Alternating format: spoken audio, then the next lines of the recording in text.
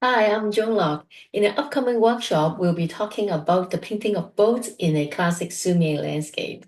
And then we'll also do a demo of how to apply what we would learn in the workshop.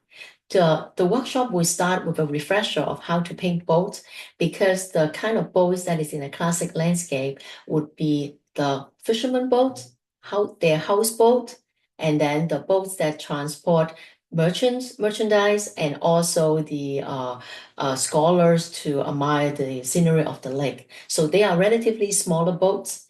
And so what we're going to do is we'll learn how to paint them. As I say, it's a refresher course. We'll work on that. And after that, we'll jump into how to use boat in our design elements because the boat would actually create eye movement and would also have a use of exaggerating the depth and the height and the width of a painting. So in this workshop, we will be working on at least one or two demo pieces that represent how to apply the bolts to exaggerate the width and also the depth of the artwork in a 2D plane. So I hope you'll join me in the use of boats in a classic Sumi landscape and a refresher of how to paint them.